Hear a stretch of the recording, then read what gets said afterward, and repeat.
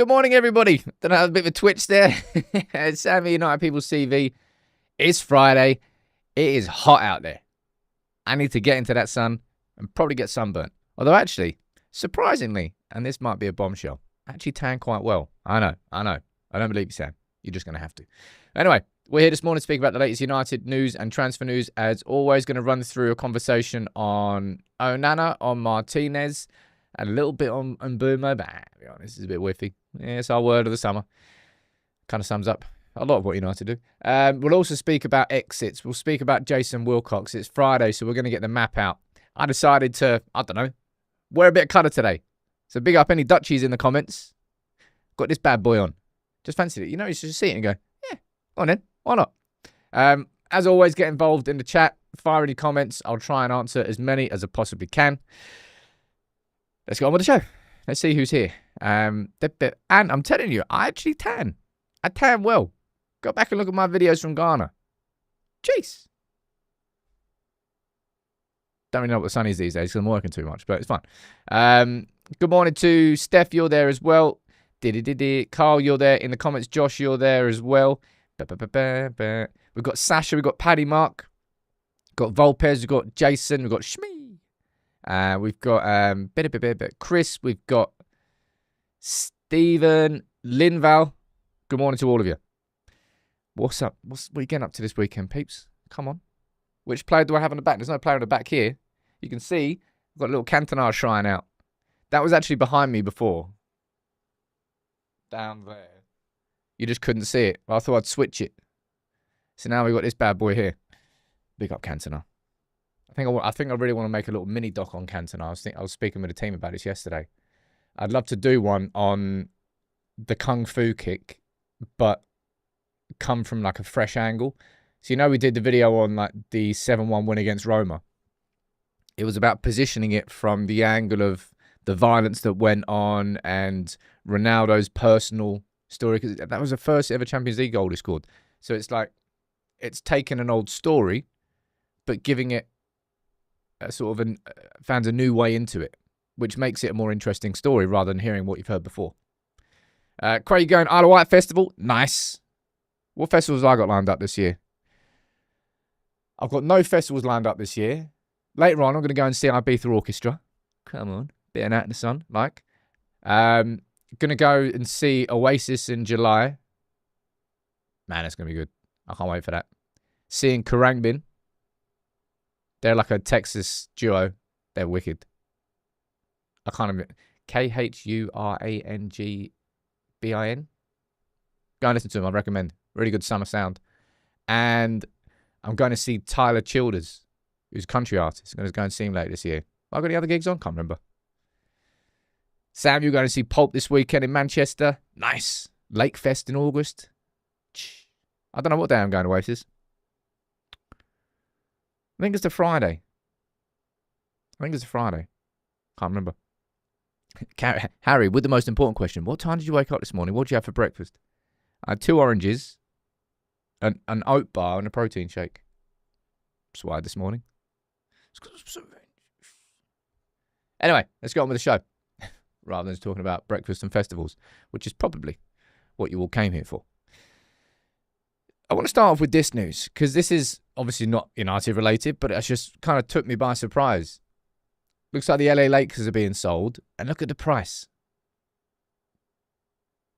Is that a majority? Is that an overall? It says majority stake for $10 billion. Is that not even 100%? Is that not even 100% of it? Blah blah blah blah blah. Blah blah blah. I don't even say what stake it is. Either way, looks like the Lakers are going to become the most expensive sports franchise, sports club, sports brand. I don't know what you call them in America. To be sold ever. And guarantee the Glazers look at that and go, well, if the Lakers are worth that, then United is. It's a lot, though. Bit random. Also, I have to say, am I jealous of the fact that... I wouldn't say I'm jealous of the fact that Liverpool are signing Florian Wirtz. I think I'm jealous of the fact that Liverpool can sign Florian Wirtz. I'm jealous of the fact that they won the league last year and they're going into this summer really aggressively and they're going after one of the best young playmakers in world football. Will it work out? I hope not. You already know that. But I'm just jealous that they are in that position as a football club, like financially and just where they are in the league. Damn. They're looking as well at, is it Kwanzaa going to Leverkusen and then maybe signing Mark Gahey from Crystal Palace. Jeez, that's some intent, that is. And I saw this story and I was like, Enzo, mate, that's it's not really how it works. You know how sort of like some mums will defend their sons even though they're guilty as sin? What? I trust him, despite the fact that I'm looking directly at the results from this test, which prove, oh no, it happened when I was walking in a public toilet and then I don't know, just touched something on the side. I shoved something up my nose or somewhere else, I don't know. Or odd. Just accept it, all right? Just accept it and move on. Although, I don't know what percentage of athletes who get done for doping have actually just accidentally done something. Like, who was it that, like, I swear, I can't remember, it was a quite high profile athlete, went into middle of the night, woke up and went into like the medicine cupboard to get something out and accidentally had like his wife's pregnancy pills or something weird like that. I can't remember who that story was. I think it was someone quite big. Now, I want to get into this story for sure. If you let me know who that is in the comments. Nothing to be sniffed at, allegedly. Very nice, Steph, coming in. There are a lot of abysmal jokes. There's a lot of abysmal jokes down here. Was that Onana? Oh shit, it was Onana. That's probably why I remember then. It's unfortunate. Completely forgot that was Onana. Ah, well. Right. Some cracking news this morning here from the PFA. Bruno Fernandes has been named the Players' Player of the Year. He's a top 6 above Isaac, McAllister, Palmer. How did Palmer get in there? I swear he went like 20 games without getting a goal or an assist. Yeah, random. Declan Rice, Salah down there in 6th. But Bruno comes out on top. I think it kind of goes to show like how his peers look at him, how the players in the league look at him. Like, despite the fact that United were that far down in the league, Bruno was still doing what he was doing. I'm so glad that those Bruno conversations are sort of like, that was a grim story, man. For me, just I'm talking about me personally. Being a big supporter of Bruno and seeing all after everything that happened with the Euro League final and how low we all were as United fans, to have to argue all of that with United fans that wanted him gone, kind of just like pissed me off. Chris saying, I thought it was only a shortlist. Well, Manchester United have announced that he was. I'm pretty sure that's not a shortlist. Can't believe I forgot it was there. I forgot it was Onana who did that and accidentally had his wife's pills. Oh yeah. I read it wrong. Boo. Boo. One second, I've got to tell the team now. I've just read that wrong. Bruno only got nominated. Multitasking. Anyway, he's nominated, so congratulations to Bruno, who's nominated. Should win it. Come on, Bruno. I'm going to be speaking about Onana, Martinez, and Monaco quite soon. Anyway, Bruno's nominated. We'll find out. Fake news, yeah, just me here spreading clickbait and fake news and exaggerated headlines just to lure you in. My bad. Just a nice little cheeky video of Cunha in his United shirt. Still playing a little bit of five-a-side out in Brazil. I'm guessing it's about 2 weeks.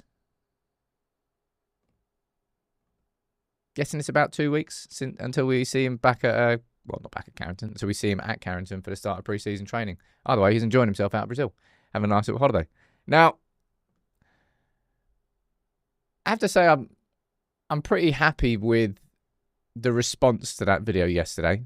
It wasn't really a video based on news. It was kind of just an opinion of something I've felt for a little while. I was like, it now feels like the right time to talk about it because there's so much conversation going on around Emi Martinez, who we will speak about in a little bit more detail next. Just loads more, I'm going to call it noise still, but just loads more coming out. Bruno was indeed whiffy news. You got that from me. You can't trust me anymore. You may as well all unsubscribe. Just shocking behaviour. Kevin, you won't be able to sleep tonight. I think that's probably due to the fact it's going to be like 30 odd degrees. Get your Factor 50 on. Get the barbecues on. Some pulled pork maybe. A little bit of brisket. I haven't done that yet, but I want to. Anyway, I spoke about Villa and all the players at Villa that I genuinely would like to have at United. It's almost like you could do a fire sale at Villa and go, yeah, I'll take you, yeah, probably you as well. I think it's more the fact that A, our squad isn't good enough, and B, just Villa have built a good squad, but they've paid the price for it. Villa have unsustainably built a squad to the point where, 2023-24 season, they spent 96% of their turnover on wages. Still staggers me. That's absolutely mental. But I ran through some players that I would like United to go and test the waters with. Because Villa are in a weak position, it's vulnerable.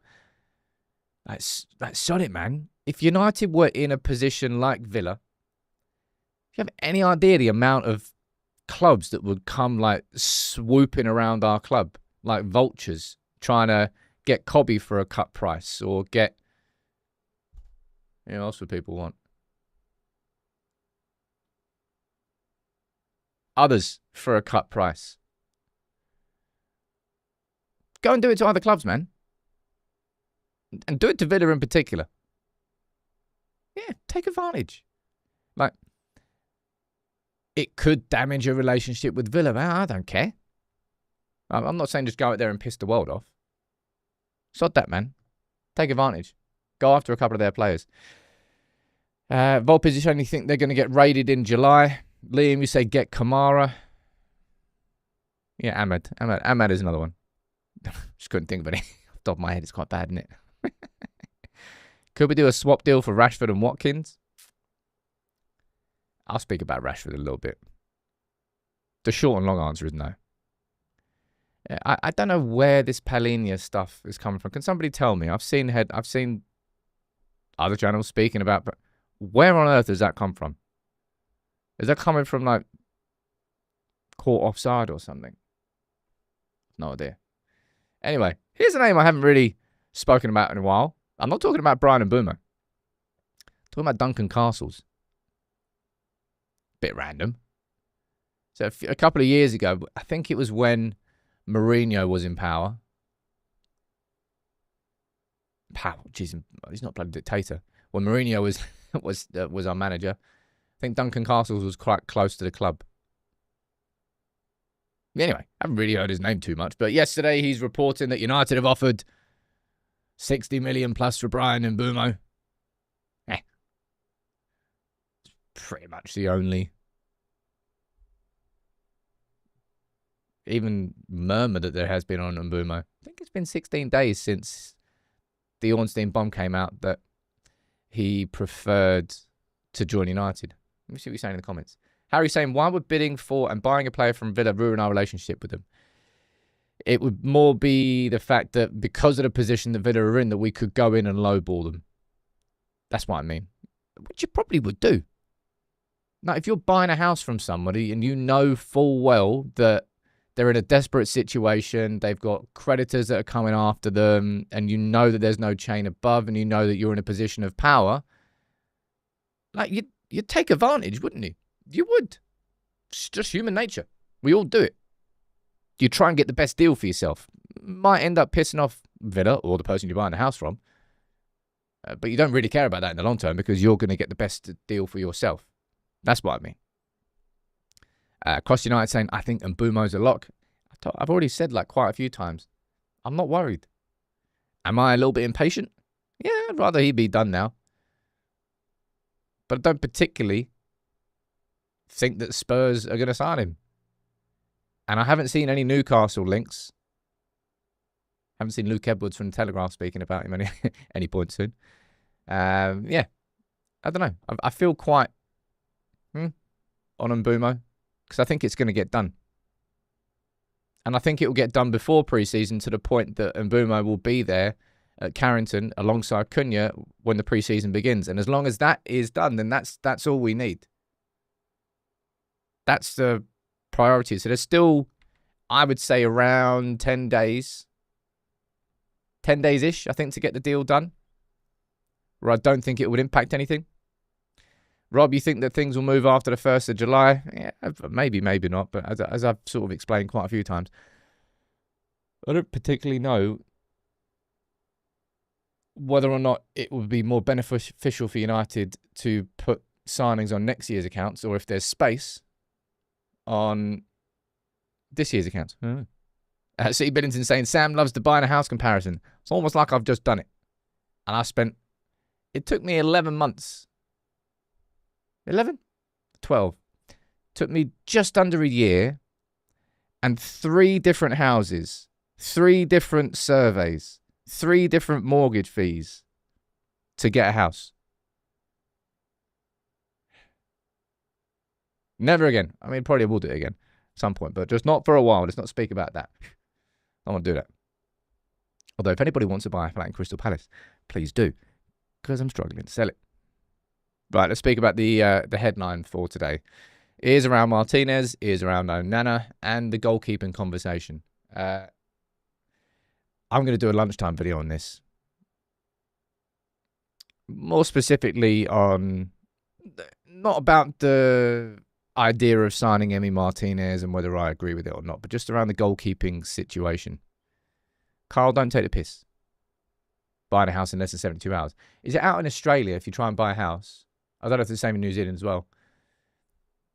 There's like a very short time frame. It's like a month or something. You have to get it done within a month, and if you don't, then there's a fee that you have to pay. In England, it is ridiculous to buy a house, man.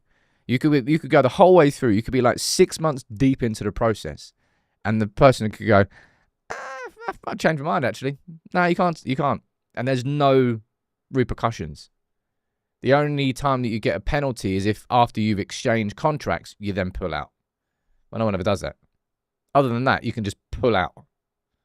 That's definitely we need Dion Dublin, Homes Under the Hammer. Was it something up to the stairs? What's that, mate? You ever seen that video?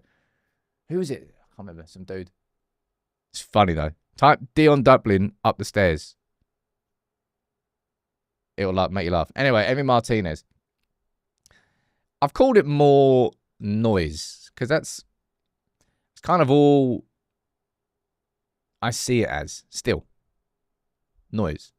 There's a lot of noise coming from sort of the Argentinian press saying this. Talks between United and Villa over Martinez are set to commence in the next few days. Martinez has already given the green light to sign for United with talks advancing. Again, this feels like it's coming from the Argentinian side and the agent side, as it stands. Now, how many years he got left on his contract? He got 1 year left on his contract? I don't really know, if I'm being honest. You got Fabrizio saying that United are not desperate to sell Onana. He's still part of the project. He's approved by Amorim, but in the case of a good proposal for all parties, he'd not be untouchable. So you got these two sort of stories coming at the same time. There's more noise around goalkeepers right now than there is about central midfielders. And I'll be totally honest, I think that's right. We need to sort the goalkeeper situation out. But on top of Fabrizio suggesting that, yeah, United aren't desperate to sell Onana, but if someone comes in with an offer, we might consider it. And then we see this morning from the Keep out in France, suggesting that Monaco are interested in signing Onana. I'll run through the article for you, right? Well, this is actually from Get Football News France and Luke Entwistle, who actually was on the channel once for an interview. What is it that we were talking about? I think he was on the channel to talk about Nice and Jim Ratcliffe's ownership of Nice. I think that's why he was interviewed. Stairs going up to the bedroom. That's it, lol. That's the one. Just go and look at that. I want to watch it now. I want to take a pause of the show just to sit there and watch Dion Dublin saying stairs going up to the bedroom. Anyway, this is what they're saying about Onana. Monaco looking to add a goalkeeper to their ranks as confirmed by the club's CEO at the end of last season. And there's quite a few names linked. Petrovic from Chelsea. I don't know how many goalkeepers they've bloody got. He's being linked. Onana's being linked. De Gea before he signed a new contract. Ter Stegen. Now the John Garcia's gone there. And I think Szczesny's going to sign a new deal. And who's that? Kakir? Ugurchin? Kakir. Man, that's a hard name. Either way, Onana's name is being linked with Monaco. So we've added that to the whiteboard. Obviously, keep it up to date, people. It only came out just before the show, but the whiteboard's updated. Incredible. Drop a like on the video. Just for that. Please. It's Friday. Why not?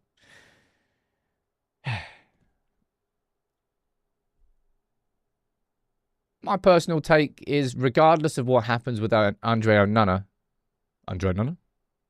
regardless of what happens with Onana this summer, Martinez isn't the answer for me. Chris, very random question. Buying a new camera? No, I've literally just bought a new lens. I bought a new wide lens so you can see this whole bad boy studio. So I'm not going to get a new camera. It's a bit random. Well, you know what I'd love to get? I'd love to get like a second camera angle so we can switch over here and then you can see me from that direction instead. I think that might be quite cool. I've got an idea for doing that. But yeah, more investment. Bloody hell. Might need to rein in the spending a little bit because it's been rather expensive building this studio. Been worth it though, if I do say so myself. Steve, mark my words, we will sign Mbeumo, but not a number 9. Bet your house on it.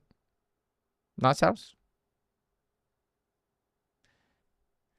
I don't think a striker is the priority if in the summer window, if United do sign Cunha and Mbeumo. I think the priority definitely would be more of a goalkeeper. Akash, you're saying I'm having Martinez over Onana, but not for 40 million. I mean, they're never ever going to get 40 million. First of all, I think they paid around 17 mil. Is he a better goalkeeper now? I suppose he is a better goalkeeper now than he was when they signed him. So, okay, he's progressed. A question, this is a really random question. You know, when you look at, well, I do this with footballers, right? Probably about 27 is the absolute peak of value of a footballer, an outfield player. Anything past that, I think you sort of like you've reached the peak of the hill and then you're slowly going down. What's that age with a goalkeeper? Because goalkeepers can play until they're 40, right? What is the sort of the peak age value of a goalkeeper? Or does it change between goalkeepers? I've never really thought about it before. But on paper, I don't know. I think he's like Emi Martinez is like 32, 33. Don't really know. So technically, he's on the way down? Not on the way down. In terms of the value, he is. So I'm saying 33 down there. 30, 29, says Mikhail. 32 to 33, 31, 32.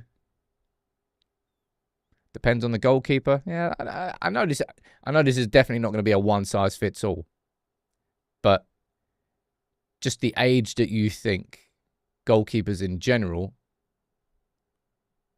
peak at in terms of value. Peak age is 30, 33 to 34. Yeah, I don't know. That's what I mean. Van der Sar was 34 when he came to us. Yeah, and he played until he was nearly 40. So it is not a one-size-fits-all. But I say it's definitely older than outfield players. I'm pretty firm on the 27 being like the peak value of an outfield player. I think it kind of applies to every position. Goalkeeper, you're probably 30, 31. It's probably what I would say. Just an interesting one. I know it's impossible to gauge. Right? I'm just out of curiosity, how much further than an outfield player How much further along do you think that peak can last? Matt, you a big fan of the shirt? Yeah, I like the shirt. I mean, I was supposed to go King's Day once. I ended up twisting my ankle badly the day before, and then I didn't go. I had to sit there whilst every single one of my friends went to King's Day. Sad times. Rex, you're saying, if you look at the value of a goalkeeper, the peak age is in the early 20s. Kepa, De Gea, etc. went for silly money. In terms of performance, it's 32. That doesn't really make sense. The peak age to buy is in early 20s, but the peak age of performance is actually later. Well, why would you go that big when they're younger then? And Kepa is a hilarious example. Because Chelsea just went, what was it, like 80, 90 million they spent on him? No idea. Randomly, again, in terms of goalkeepers, you've got Fabrizio confirming that Napoli's in negotiations for Milinkovic-Savic. 18 million euros from Torino. Linked with us. Go to the link board. He's actually the only one we got down as green there. Can I put Martinez as green? I still feel... I mean, there's a lot of noise around him. I suppose I should turn Martinez green now. Players linked.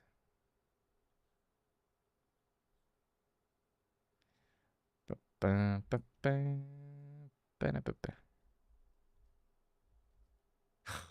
at that. Just multitasking, doing it all, going down, reading the chat, what we're saying down here. Question is, why sell De Gea? Are there still United fans that don't understand why De Gea left? Honestly. Milton, De Gea should never have left. People. Just a quick 30-second synopsis. And yes, De Gea should have left. End of story. Because he was out of contract. He either signed a new contract, and a big one, or we moved on. And De Gea, at that time, it wasn't the right thing to give him a new contract at the wages that he wanted. Remember that United gave him an offer and then rescinded the offer? All got a bit ugly. United shouldn't have given De Gea a new contract. Therefore, bringing in a new goalkeeper was the right idea. It's just that United got it wrong. That's the thing. People are trying to correlate these things. De Gea should have left, but United made a mistake in replacing him with Onana. I didn't think they did. You know what my opinion was of Onana? I can't believe how it's almost like he's got a twin who's locked the real Onana up somewhere else, and we're just seeing this Poundland version who just hasn't got any of the confidence that he showed at Inter in a United shirt. It's mad that people just correlate these two things when they're very, very different. De Gea leaving was correct. Being replaced by Onana was a mistake. Those two things are separate. Jamaica's United. How you doing, buddy? So, morning, Sam. Given the budget and the players we're going after, is it safe to say that Bruno will be our new number 8? Well, I have no idea who's going to partner him. You could go into next season with Ugarte and Bruno in that midfield, but I don't think we're going to be controlling many of the big games with that. You could go in there with Mainu and Bruno in midfield, and that's possible this season if Mainu ends up sort of shifting and becoming more of a deeper midfielder, which, look, I was convinced last season that Mainu's future lay in the number 10 role. But I tell you what, I don't know whether it happened last season, but I've been blissfully unaware of how much like Mainu's grown, like his stature. He's definitely 6 foot now. Doesn't really strike me as one of those, hey, look, I suppose you've got Morgan Rogers, you've got Cunha, both big, powerful, running number 10s. Mainu may well end up playing central and deeper far more next season, and it might be something that suits him. But I don't really like Mainu doing any sort of defensive responsibility, because I think that's where his lack of explosiveness in the first 5 yards is seen. And I think that's a weakness of the game, which he's actually working on this summer, isn't he? Mainu needs to sign a new contract. Yeah, he's been needing to do that for a while. Danny saying, Sam, there's fans here that still think we should have got Kane. I mean, it would have been incredible if we got Kane from a goal-scoring perspective, but from a financial perspective, you see the situation the club's in right now. That would have been 10 times worse. Maybe not 10 times worse. But it probably would have been worse if we signed Kane. Or maybe we wouldn't have had the money to sign Anthony if we had signed Kane. Yeah, I know. This parallel universe where things are different. What else is he saying down here? Nikhil's saying, same here, is excited about Onana. He just lost his passing ability. He just lost all ability. Not just his passing ability. Jonathan, you think it's delusional that we won't sign a centre forward? We 100% will. I definitely wouldn't put it as 100% if we sign Mbeumo. I think we will. But I don't think it's going to be a striker that makes everyone go, ooh, yeah, that's it, United have nailed it. Now that the Gyökeres conversation, hey, look, Arsenal might sign Sesko and then Gyökeres comes back into a conversation. It's possible. It's possible. But Delap was the one. Delap was the market opportunity, 30 million, young, Premier League proven, good. And I'll tell you what, I was going to mention this later in the show, but I will drop the link to this now, and then I'll just quickly explain it. This is a sort of a deep dive article from The Athletic. Who wrote this one? Mark Critchley and Laurie Whitwell on Jason Wilcox. And it's really quite an interesting read. Just to learn a bit more about how Jason Wilcox operates. And when you read it, you really start to understand how much of a mistake Dan Ashworth was and how it was sort of doomed before he even came in. Because it really explains how in the was it 4 months, I think, Jason Wilcox was at United before Dan Ashworth could join because of the gardening leave. He really established himself and was doing far more, I suppose, than anybody expected him to, and was actually involved in meetings like with the executive committee. He basically made such an impression in those first 4 months that Ashworth didn't really have a chance by the time he came in. It's an interesting read. It also goes into detail about how the Aiden Heaven example is being used as evidence of what Wilcox can do. Signing somebody for 1.5 million who has the ability to come into your first team squad straight away. It's impressive. Nobody was speaking about Heaven, but he knew about it and took advantage. And then I think he got Fergie involved.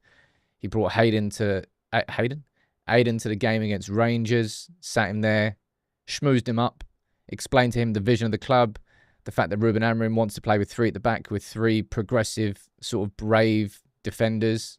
Just sold him the vision of United. He's like, yeah, that's where I want to go. That's where I want to go. So, I know it's been crap for a long time, and it's still so much to do. But read that article. I think it's just good to learn what's actually going on behind the doors. It's not a PR exercise. The Athletic have consistently been, probably for a year or 2 years now, the best on reporting at United and what is actually going on at United. So, yeah. What was he saying down here? Sam, where do you see the Xerxes role next season, says Pyro. Well, Pyro, funny you should mention that. I was going to mention this later, but I'll mention it now. There are just over 2,000 of you watching. Can all of you drop a like on the video right this second and see if it just happens immediately? I don't think it will ever happen. I haven't got my phone out, so I can't actually check how many people have liked the video. Anyway, this comes from Ben Jacobs saying that the feeling is Ruben Amorim prefers to keep Joshua Xerxes over Rasmus Højlund, and you know that's the case. I think so anyway. I think it's quite obvious. I don't see Joshua Xerxes as a striker for United next season. He's not a striker in any way, shape or form, really. He's a 9.5 to give himself the position. Xerxes arrived at United with a massive frame. He lost a bit of timber. He sharpened up, and he definitely looked a lot more agile towards the end of the season. And that's where you start to really see those touches coming through.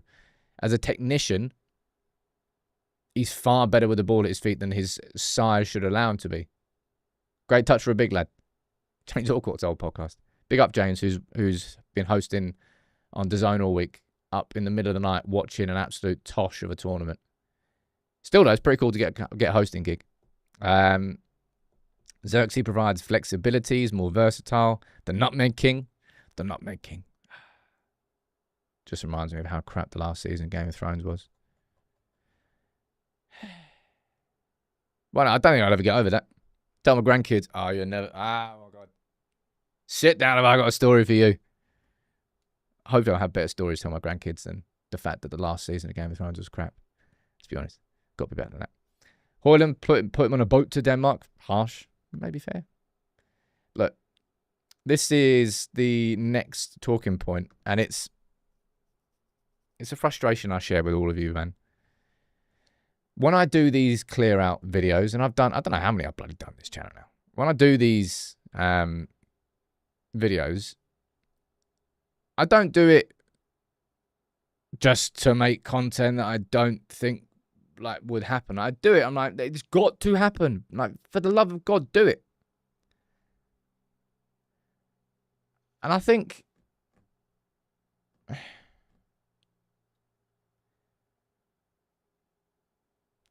I don't think this summer that Wilcox and Vivell and Barada and whoever else is involved in transfers doesn't want us to sell players. But I think we're massively struggling, which will come as no surprise to anyone, right? We go to the leaving whiteboard, right? Anthony, nothing much has happened there, but probably more likely than Sancho. Garnacho, he's been available before the end of the season. And no one's coming from... I suppose if I was going to be surprised about any of them, I'd probably say Garnacho. Because of the age that he is, the quality that he has. I don't really think he's done too much wrong. It's just it's not quite worked out with Amram towards the end. Yeah, it's fine. It doesn't make Garnacho a horrible footballer. Does he have attitude problems? Yeah, there are questions, and he's going to have to be managed correctly. But I don't think we should be struggling to sell Garnacho. Maybe it's on the price. And it was from Simon Stone from the BBC.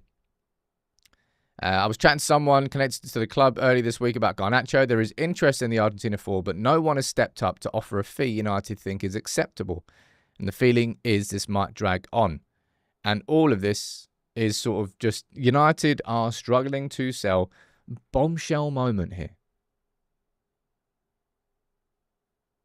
Bombshell moment. United are stuck with overpaid players who have underperformed massively that we can't get rid of.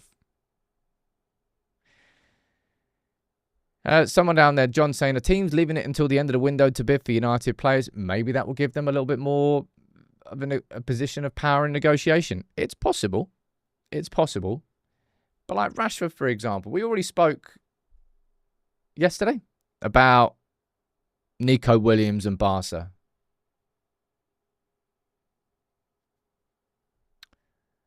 And then here you've got Bayern discussing Rafael Leao internally as an option on the wing. Now, you've got two clubs that Rashford would love to play for. Two clubs who need a left winger. Rashford's available. He's on the market. Barca never even had probably talked to his agent once and then went after Nico Williams. Bayern Munich, I probably talked to his agent. I don't really know. Going after Rafael Leao. Yeah, the Barca move was never on to be off. And anybody with sort of awareness would have told Rashford this. Really, really is, man. Odd. Smee, thanks for the sticker down there. I don't know what that means, but it's a sticker. Nicholas, you're saying, would a video be interesting of who has not been sold over the years and why we have struggled to do so? Well, that'll be the depressing as hell video, that one. But, mate, somebody has got to pull Rashford to the side and say, look, I know you want to play for Barca, right?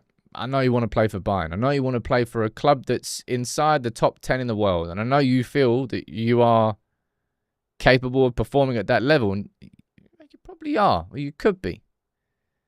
But your stock has fallen, man. Your stock has really fallen. you're going to have to probably take a step back. You're probably going to have to lower your ambitions a little bit. I know you want to get back into the World Cup squad, but you're not going to do it by rejecting any move unless it's to one of the top 10 clubs in the world, because they're probably not going to come in for you. Barca didn't. Bayern won't. Like, adapt to your expectations, or you're just going to be left with absolutely sweet FA. Like, adapt your... And the same goes for Sancho. Like, you're not worth that money, kid. No one's paying that. You've proven for like the last 2 to 3 years that you are not worth that money. So get your head out of the clouds and take yourself down a couple of steps. You are not God's gift to football. You may have been when you were 21. That's why you earned that move to United. Your stock has fallen since then. And therefore your wages have to as well. And I think this is just like a big reason as to why United struggles so much. We're still reeling from the...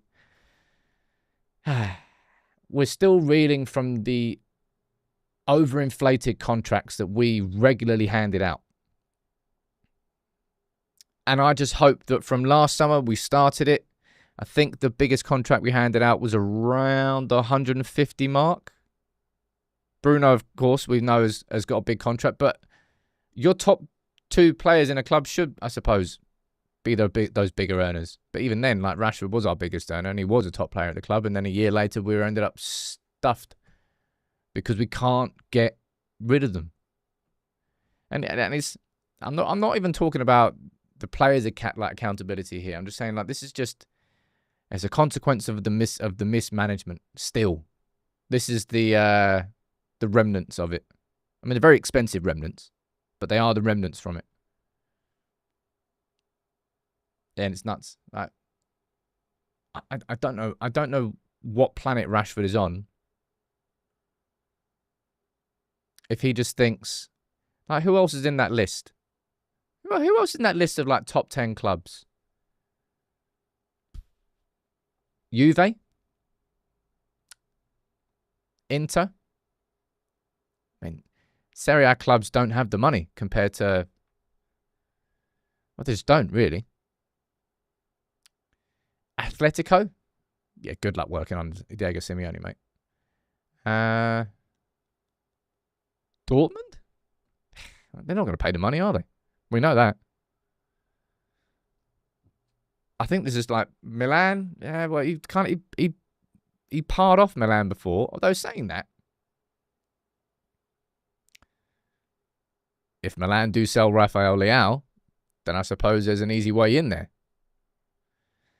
Genuinely, like, Dan, I know it seems odd. Or maybe it doesn't seem odd. But people suggesting Newcastle and Rashford, it's the one that makes most sense to me out of everything, really. But I've told you, I selfishly don't want him to go anywhere near a Premier League club. I don't want to see him tearing it up at Newcastle because I think he really, really would. They are a team that is built for the transition. And I think Eddie Howe would be a good manager for him as well. So I'd rather not, from a selfish perspective. But this is about shifting expectations. Maybe right now Rashford is going, Newcastle. Well, they're in the Champions League next season, so maybe different. Either way, it does piss me off so much because it kind of sounds like I'm a bit of a charlatan when I speak about the clear out that it needs to happen and this and that. But I'm telling the truth every time. It needs to happen every time.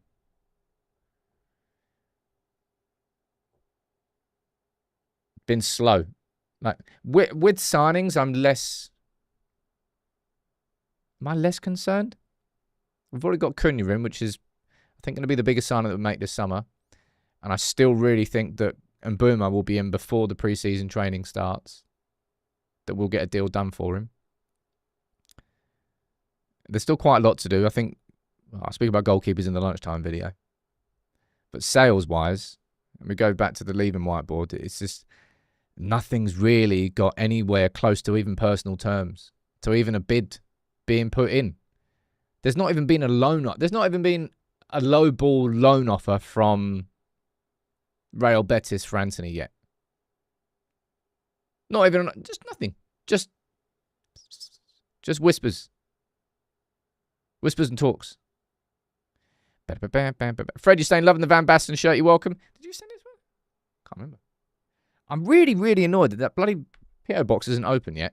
Today's the day. I've got to get back on that. Because every time you try and ring Royal Mail, you have to be on hold for like 45 minutes. It's getting on my nerves. But today's the day. I'll ring them back and I'll try and get an answer. Please get some sales done. Please. Right. eBay Sancho, no reserve price. Wish these players that are not wanted would leave the club.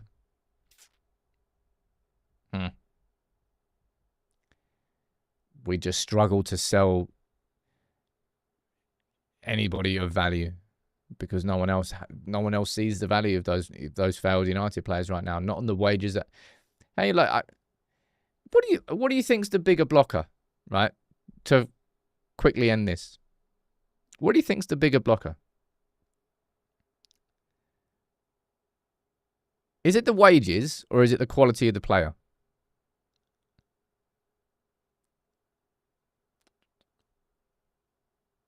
Or is it how much we're asking for the player? If one of those three things.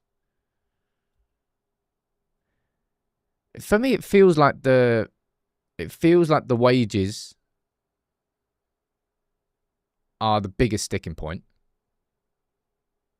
So I think Anthony showed, like at Real Betis, like it may well not be working at Manchester United, but it doesn't necessarily mean that you're a crap player. You had a cracking loan spell. I don't really think it's the quality of the player. I feel like it's mainly weight. I can see down there in the chat, the majority of you are screaming wages at me. I think it's probably wages and maybe how much United are asking. And you can say it's attitude and you can go into the individuals. You're going into potentially. I mean, I wouldn't exactly say that any of those United players have got attitude. Good at one. Attitude has been a big old problem. And it's long, man. Please, just get the clear out done. Please. I'm almost begging at this point. Really am begging. Right. End of the show on a Friday. You know the drill. I haven't got a map song anymore. Need to get those map songs back. If anybody hasn't seen a map before and welcome aboard. United People's TV map every single Friday. A few of you get added onto the map. We are up to how many? 743 different map points. I only add about 3 or 4 a week. You can do the maths. That's a lot of shows that we've been doing. It's a lot of Fridays we've been doing. Let me know the country and the city you're watching from, and I'll get a few of you added onto the map. And if there's anybody that's like a tech wizard, not a tech wizard, probably someone who's done computer science, I'd love to figure out a way so that I can get this map probably embedded on a website. You must be able to embed the map. Share map. I reckon I could probably figure it out myself. I actually need a website as well, though. Let me see where you're watching from. It'll just be cool to be able to share it and show it to you.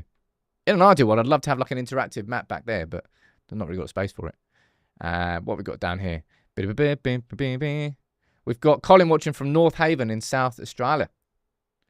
G'day, Badingo. Oh, no. Boo. I'm doing that so you don't see the password. Boo. Remember me next time. That didn't happen. No, was it North Haven in South Australia? G'day, Badingo. North Haven. Oh, God. There you go. We got there in the end. It did not like that one. Technical difficulties. Unbelievable. You just can't get it staffed these days. You can't get it staffed. We've got Jan Christian Jensen, which is a particularly Danish name. No, not Herup. Hederup. Oh, God, I can't spell. I'm having a mare. I'm having a mare. We don't live in the station. That'll do. Let's get one more on the map. We've got Milton watching from Sabah in Malaysia. That's an easier one. Yeah. Wicked. on the map. Boom. So look, the last 10 points now, what we got? Malaysia, Denmark, Australia, Norway, Chile, Romania, India, USA, and another Denmark, and Sweden, and Vietnam. I love it. It is nuts how global this community is. It always makes me smile. And I'm telling you, this is part of my ambition. I've already said this before. I'm going to say it again. This year, the next 12 months from now, is when United People's TV expands from just being like an online presence, and we're going to have presence all around the world. It's going to be doing meetups in different countries at different locations, maybe around games. Can fly out, watch a game there together, do a match reaction from there. I want to give the whole community an ability to do meetups together, and that in your local area you can meet other United fans and hopefully make some friends for life that you met through United People's TV. I'd love to do it, and I think it's possible. Just need someone to do it with me. Saeed, you're saying 1 out of 10 window until now. The window. If Martinez priority over central midfielder, then a 0 out of 10. Well, it's not 1 out of 10 because we signed Cunha, so calm down. But 40 million on Emi Martinez, absolutely no chance. Nil point. Nil point. I'm Steve saying I'd love to head the Brazil division. We'll just get little, we'll get UPTV ambassadors from all around the world in different locations, sort of leading the member meetups. Be cool, man. Be cool. Right. I'll wrap this up for this week, actually. It's Friday. Everyone have a cracking weekend. If any big news breaks, I'll be here. I'll be live and direct. Other than that, I'll get my lunchtime video out today, and the lunchtime video's out over the weekend. And yeah, I'm still not worried about Mbeumo. Big no to Martinez. And I want United to sell Onana. So I'm going to speak about that at lunchtime. Take it easy, everyone.